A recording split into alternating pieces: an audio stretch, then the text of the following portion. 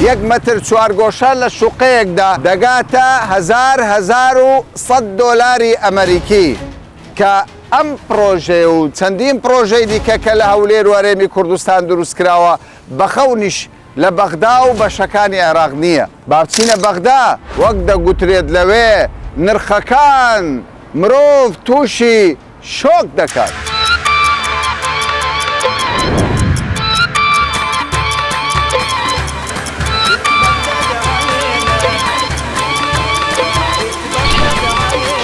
باشی کا کامران وازات شو سلااو سەرچاوان تۆ کوردی خێرات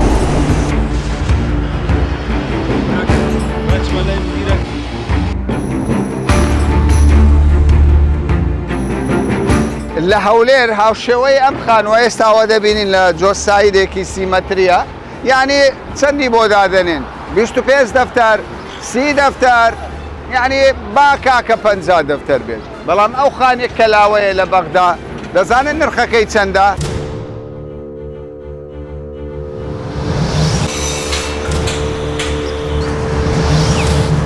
بە نەهامەتی تێپەڕ دەبێت، بەڵام نەهامەتی هەژارەکان بۆ ڕۆژەکەیان گریانت دێت.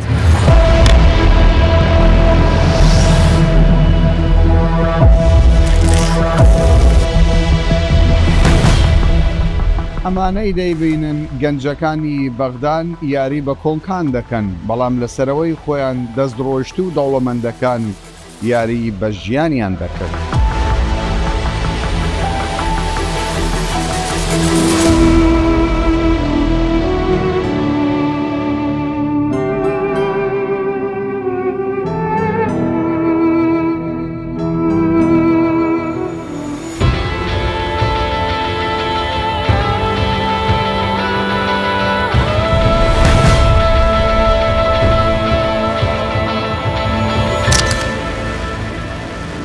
سڵاوتان لێبێت، من کامەران حاج عومەر. ئەم جارە باسی عەقاراتە، عەقارات لە بەغدا لە هەرێمی کوردستان.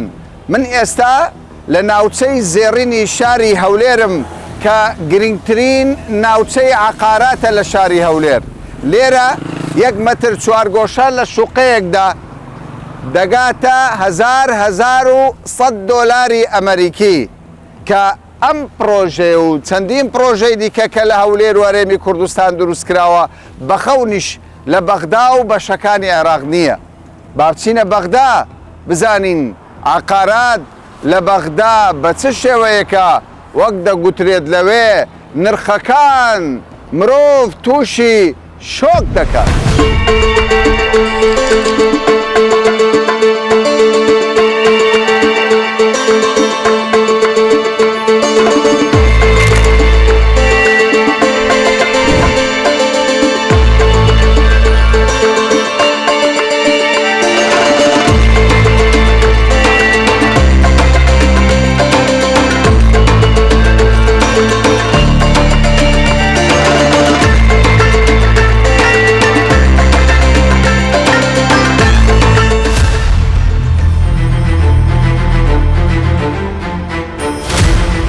لە ناوەڕاستی بەغدام بەدووادا چوون بۆ نرخی عەقارات دەکەم لە ناکاو یەکێک لە کرێکارەکانی پرۆژەکە سڵاوێکی گەرمی لێ کردم.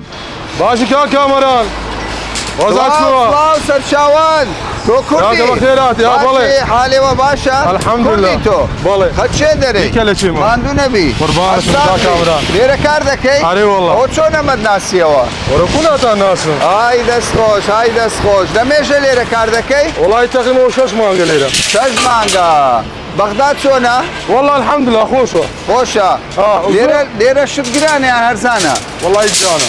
گرانە؟ ئەرێ وەڵڵا زۆر گرانە. با تمشا عامە تەنجا بەغدا گرانە. خەیالی گرانە. خەیالی گرانە. خۆت ئەتۆ ئێستا دەڵێی لە کوردستان هەرزانیە. لە کوردستان کاکە 2 قات ئەرزانترە. لە کەلک بە چەند دەکڕی؟ کەلە خانی 100 متری بە 70 وەرەقەیە. تۆرکەیە؟ ئەرێ وەڵڵا. ماڵی فەقیرە. مالە فەقیریە. ئەدی بەغدا؟ وەرە بەغدا وەرە مەسووب بە ملیاریە. مەگەر خوا ئەگەر زەنگین بی ئەگەر فول زەنگین بی. ئەگە فول زەنگین. ئەگە فول بی. بۆ فەقیر نەماوە. لێرە نمایە لە بەغدا. کڕینی عەقارات بۆ هەژاران نەماوە. ئەمە تەنها قسەی کرێکارێک نەبوو. بەشی زۆر لە دانیشتوانی بەغدا هەمان بۆ چوونیان هەیە. 6500 دلار 6000 1 متر 1 متر بەڵێ لەسەر ئەو شەقامە دەڵێ 1 متر چوارگۆشە 1 متر بە 65 وەرەقەی ئەمریکیە دۆلار لەم شەقامە لەم شەقام چونکە بە شەقامێکی بازرگانی دادن ینی بازرگانیش نییە هەرچەند بازرگانی نییە بەس ئێستا بۆ بازرگانی نەخێر بە فەرمی نەبۆتە بازرگانی بەڵام ئەم دوو سایدا بازرگانیە و 4 سایدیشە 1 متر 6500 دلار وەرە پێم بڵێ ئەگەر 200 متر بکڕی پارەکەی دەکات چەند.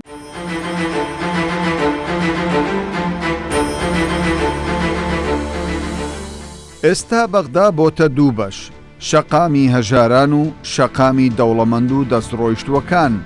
ئەم خاتوونە کە ماڵی لە تەنیشت پرۆژەیەکە و خەون بە کڕینی شوقەیەک لەم پرۆژەیەدا دەبینێ کە ئێمەی بینی دەست بە جێبانگی کردین و قسەکانی دڵی خۆی بۆ ئێمە کرد. بەڵام 500 میلیۆن لەکوێ بێنێت؟ بەڵام ئێستاوە دروستی دەکەن چێ دەیکڕێ؟ زۆر کەس دەیکڕن ئەوانەی کە پاریان هەیە دەیکڕن هەژارەکان دەتوانن لەسەر دڵی خۆیانی دادەنێن. تۆ تۆماری بکە تۆماری بکە من ژمێریاری یاساییم خانەنشینم تۆ بەتەمەنم ژمێریاری یاسایی. ئێستا تۆ چووی ئەوێ گوتت شوقەیەکم دەوێت بەڵام 500 میلیۆن لەکوێ بێنێت؟ 500,000 دلار. بەڵام بەقیست نەوەک بە کاش بێت بەیەکجار پێشەکی دەدەیت دواتر مانگانەی دەکەن. بەس ڕەوشی هەژارەکان چۆنە؟ هەژاری چی؟ کوا هەژار؟ جیاوازی نییە. دەست زۆرن دەست هەژاری چی؟ ینی ئێستا بۆتە زیاری بەڵێ دزن ئەوەی دەیکڕێ دزە. بەڵێ دز بەس تەنها دزەکان دەتوان بکڕن دزەکە خۆی دروستی دەکە و خۆشی دەیکڕێت. بەڵام دوای 5 ساعت کە بەغدا چی بەسەر دێ؟ دەسووتێ ئاگرە ئاگر بەخێر بێ زۆر سپاس زۆر سپاس دەکەین ئاوتان بۆ بێنین چیتان بۆ ناکەن بکەین. دەستان خۆش بی. دانیشتوانی هەولێر پرسیاری ئەوە دەکەن بۆچی خەڵکی بەغدا لە هەولێر مولک دەکڕن. من خوشکەکانم لەوێن ئێستا دەیەوێت بگەڕێتەوە لای خۆمان. بەڵام 500 میلیۆن لەکوێ بێنێت؟ دەچنە هەولێر لەوێ عقارات دەکڕن. بچێت لە هەولێر بیکڕێت باشترە. ئەمان هەیە ئارامی هەیە خواردنەکانی ئەوێ باشترن بە ئارامی دەخەون ئەوە لە بەیانیەوە لەسەر سەرمان کار دەکەن لەسەر سەرمان ئیش دەکەن.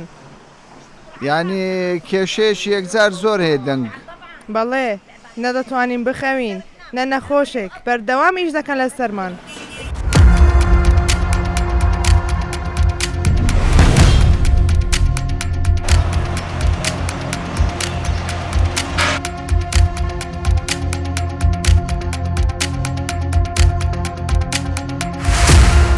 خانوویەک لە هەولێر هاوشێوەی ئەم خانووە ئێستاوە دەبینین لە جۆسایدێکی سیمەتریە یعنی چەندی بۆ دادەنێن 25 دەفتەر 30 دەفتەر یعنی با کاکە 50 دەفتەر بێت. بەڵام ئەو خانێک کەلاوەیە لە بەغدا دەزانن نرخەکەی چەندە؟ 1,200,000 دلار یان داوەتە خانووەکەی خاوەنەکەی. دەڵێ کورە کاکە و پارەت چییە؟ ئێرە بەغدایە بەغدا بۆتە لەندەن بۆ خەڵکی فەقیر و هەژار.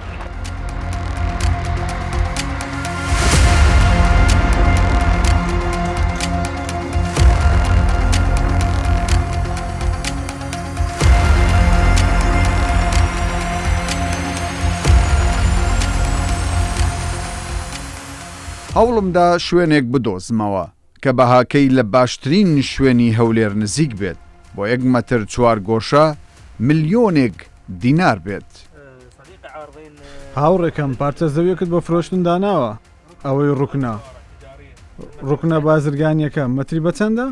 1,700,000 ملیۆنێک و 700 هیچ مەجالە شتدانە؟ نەخێر نابێت. دەستخۆ زۆر سپاس. ئێمە باسی ملیۆنێکمان کرد بەڵام ئەوە دەڵێ 1,700,000 دیناری عراقی بۆ 1 متر مەجالیشی تێدا نییە.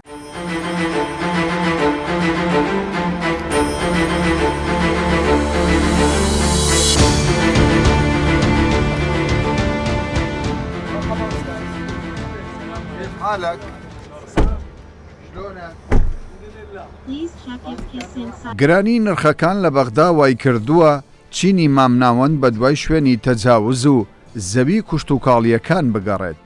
دانیشتوێکی ئەم گەڕەکە بە هاتنی ئێمە دڵخۆش نەبوو.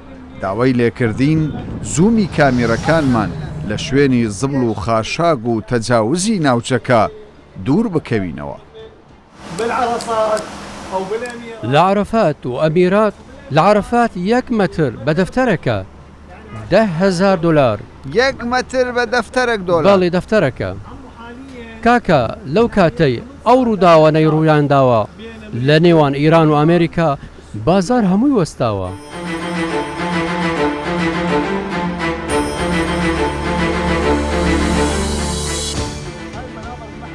داوامان لێ دەکات زبڵ و خاشاکی بەردەمی دوکانەکەی نەگرین. طبعا لە بەغدا لەبەرەوەی مولک زۆر گران بووە، نرخی زەوی زۆر گران بووە، خەڵک ناچارە تەجاوز بکە. من ئێستا لە گەڕێکێکی تەجاوزم لە بەغدا سیرکەن بەڕێزانمە ئەو خانوانە. ئێرە شوێنێکی زراعیە، خەڵک بە تەجاوز یعنی هەر عەقدێک دەکا خان و دەکڕێ.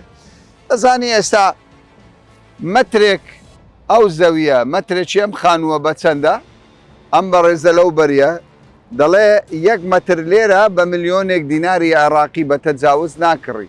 یعنی تۆ ئەگەر 200 متر بە تەجاوز لە بەغدا بکڕی دەبێت 200 ملیۆن دیناری عێراقی پێ بدەیت. بەڕاستی عەقڵم قبوڵی ناکا بۆ دەبێت لە بەغدا ئەوەندە گران بێت.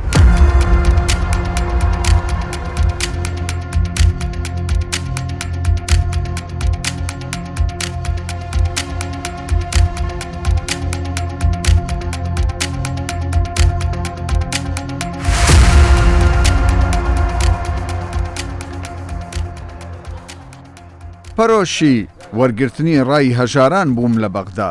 لە چایخانەیە گەڕام و کۆمەڵێک گەنجم بینی. پرسیاری هۆکاری بەرزی بەهای عقاراتم لەوان کرد. ئێستا پلانت هەیە کە تۆ خانوویەک بکڕی؟ ئەمە شتێکی سەختە، ینی بۆتە شتێکی مستەحیل. بەدڵنیاییەوە شتێکی سەختە، زەحمەتە، شتێکی سەختە. بۆ نمونە هەندێک ناوچە هەیە مەتری بە سێو نیوە. باشە تۆ پرسیارت لە خۆت کردووە بۆچی لە بەغداوەندە گرانە؟ یعنی من گەڕاوم پرسیارم کردووە لە یەرمۆک یعنی هەمان نرخێک زەوی هەیە کە لە لەندەنە. ئەم فەرقەت چییە؟ ئەمە بۆچی خەتای وەبەرهێنانە وەبەرهێنەر لێرە وەبەرهێنان دەکەن و عقاراتیش نرخەکەی بەرز دەکەنەوە. بەغدا وەکو هەموو ناوچێکی ترە، جیاوازی بەغدا لەگەڵ ناوچەکانی دیکە چییە؟ پێم بڵێ تۆ ناتوانێ شوقەیەک بکڕی، ناتوانی خانوویەک بکڕی. ئەی چێ ئەو پرۆژانە دەکڕێ و پرۆژە نوێیانەی ئێستا لە بەغدا؟ ینی پرۆژەی تازە دروست دەکرێ،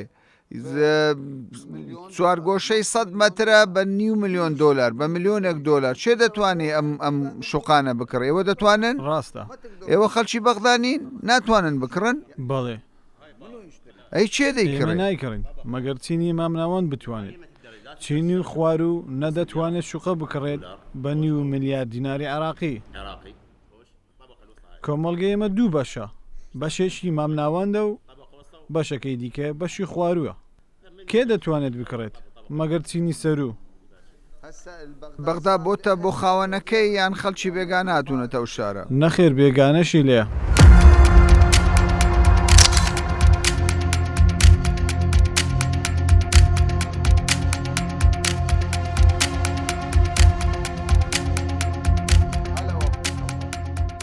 نووسنگەکانی عقارات کارەکتەری سەرەکی کڕین و فرۆشتنی پرۆژەکانن. مستەفا کە گەنجێکە لەو کەرتەدا کار دەکات قازانجێکی بەرچاوی کردووە.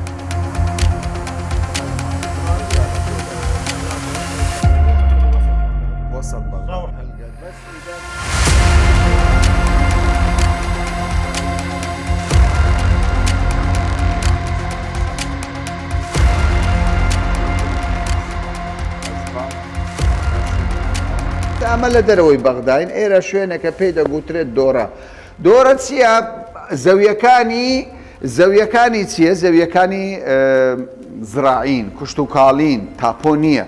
بەڵام لێرە لەو شۆری من لی وەستاوم کاک مستەفا کە نووسنگەیە دەڵێ کەمترین نرخ 1,500,000 دیناری عێراقیە.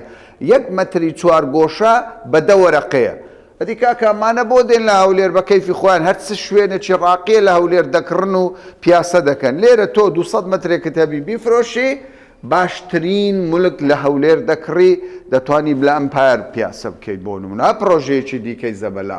بابزایی کاک مستەفا ئەمە تەمەشای دەکەن گەنجە بەڵامەوە باب و با پیرە و کارەی کردووە. ئەخ مستەفا گلی براکەم مستەفا پێم بڵێ بۆچی نرخی عقارات لە بەغدا ئەوەندە گرانە؟ لە سەرەتادا لاوازیەک لە خزمەت گوزاریەکاندا هەیە. خەڵکەکە شتی هەڕەمەکی و پەرشوبڵاو هەڵدەبژێرن. لەوانە زەوی کشتتوکاڵی کە جەنای بشت بینیت، نەبوونی خزمەت گوزاری، نەبوونی هەموو هەلێکی ژیانکردن بە پاچی. لەگەڵ ئەوەشدا بەرزبوونەوەی نرخەکان. بەرزبوونەوەی نرخەکان بەڕادەیە کە زەوی هەیە متری بە 1500 دۆلارە. کەچی زەویەکەش کشتتوکاڵیە واتە تۆ بەس گرێبەستت لەگەڵ نووسنگە هەیە 1500 دۆلار ڕێک بە باکووری بەغدا دانرێت نەوەکو ناوچەکانی ناوەڕاستی بەغدا. ئەگەر بگەینە ناوەڕاستی بەغدا زەوی هەیە مەتری 15,000 دۆلار 15,000 دۆلار بۆ 1 متر یعنی 150 وەرەقە بۆ متر بۆ 1 متر 4 گۆشە. چێ دەکڕێ چێ دەفرۆشێ؟ بۆ نمونە لە ناوچەی ئەمیرات ئەوانە کڕیارن کەسانێکی دیاریکراون لە نێوانیان ئەوانەی کە ئەم زەویانە دەکڕن ئێمە پێیان دەڵێن نرخەکانیان گونجاوە وەکو 1500 دۆلار و 2000 دۆلار. شوێنی هەژاران دەتوانین بچینەوێ؟ یاڵە نڕۆ با بڕۆین.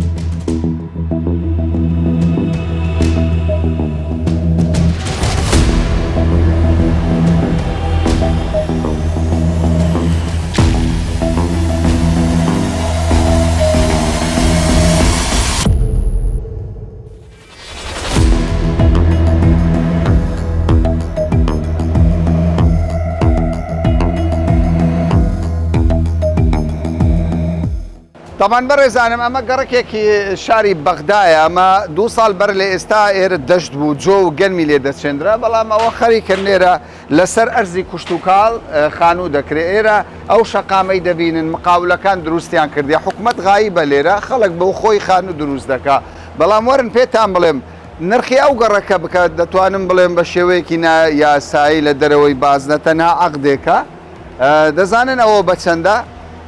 نرخی زەوی لەم گەڕەکە لە ئاخری بەغدا هاوشێوەی ئەو نرخانەیە کە لە هەولێر بە باشترین شوێنە. مستەفا براکەم لێرە مترێکی 4 گۆشە بە چەندە؟ لێرە مترێکی 4 گۆشە نرخەکەی 1000 دۆلار 1000 دۆلار لە ناوچەیەکی هەژارنووشین.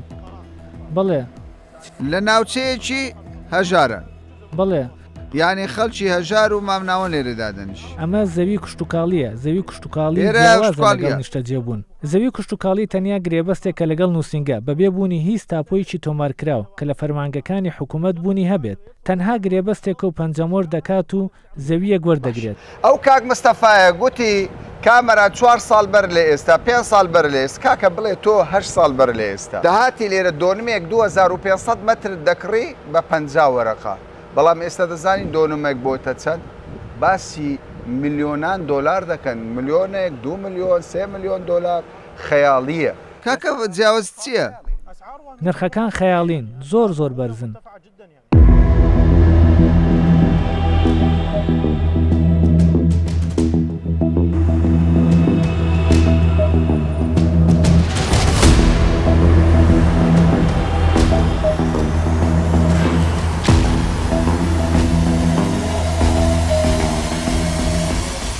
بەدەستێنانی پارەیەکی زۆر بە شێوەی نایاسایی و سپیکردنەوە لە کەرتی عقارات وەک دوورید پسپۆری ئابووری باسی لێوە دەکات هۆکاری سەرەکی ئەم گرانیەیە. ئەری ڕاستە 1 متر 4 گۆشە نرخەکەی لە بەغدا هاوشێوەی نرخی پارچەیەک بێت لە لەندەن؟ هەموو شتێک کە لە عێراقدا هەبێت دەکرێت ئاسایی بێت بەدەیان 1000 باڵاخانەت هەیەکە لە دووبەیش هەن بەڵام لە عێراق شتێکی نوێیە هەموو شتێکی نوێش خواستی زۆری لەسرە بیرروڕای کڕیاران کە لای خەڵکەکە هەیە بەداخەوە بەماندووبوون بەدەستیان نەهێناوە واتە نام هەوێت بە شێوەی گشتی قسە بکەم بەڵام سەدانەوەدی حرامە. دزینی پارەی گشتی و گرێبەستی ساختە، داهێنان لە بەدەستهێنانی داهات.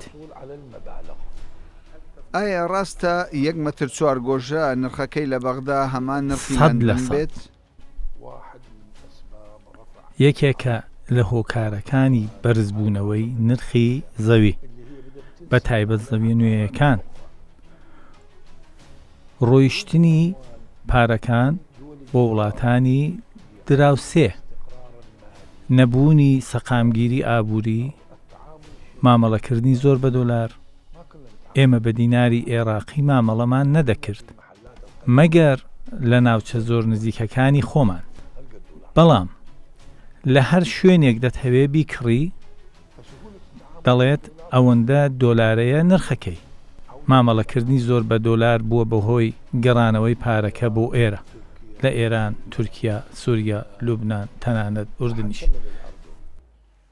بەرزبوونەوەی نرخی عقارات یعنی کاریگەری لەسەر ژیانی هەژار و چینی مام ناوەند کردووە؟ بێشک کاریگەری هەیە.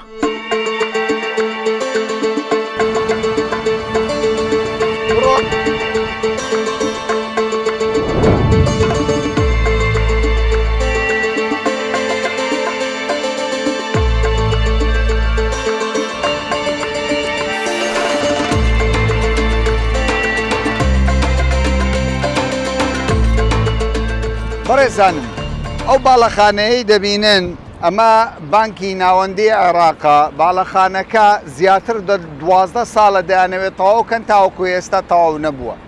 بانکی مەرکەزی عێراق پارەی عێراق بە هەرێمی کوردستانی شەوە هەمووی دێتە ئەو بانقە. بەڵام چۆن دابەش دەکرێت؟ دابەشکردنەکە بەڕاستی جێگای پرسیارە، چونکە ئەوە بەغدایە. ئەمە ڕووباری دیجلەیە. ببینن بەغدا بێبەش بووە لە خزمەت گوزاریە سەرەکی و پێویستیەکانی. ڕۆژ بە ڕۆژ پیرتر دەبێت، ڕۆژ بە ڕۆژ بەرەو دواوە دەچێت. بەڵام نرخی زەوی و عقارات لە بەغدا بەڕاستی جێگای سەرسوورمانە. وەک دەڵێن بە خەونیش چاوەڕێ ناکرێ نرخی عقارات لە بەغدا بگاتە ئەو بەهایە. بەڵام چۆن ساغ دەکرێتەوە؟ سپیکردنەوەی پارە ئەو کەسانی کە بە نایاسایی پارەیان دەست دەکەوێت. ئەمە هۆکارێکی سەرەکیە لەوەی بەغدا نرخەکانی زۆر گران بێ و وەف خەڵکی فەقیریش هەر بە ئومێدی ئەوە بن سەخت فێکە بێت بیان پارێزێ لە باران و لە سەرما و گەرمای بەتێنی ئەو شار.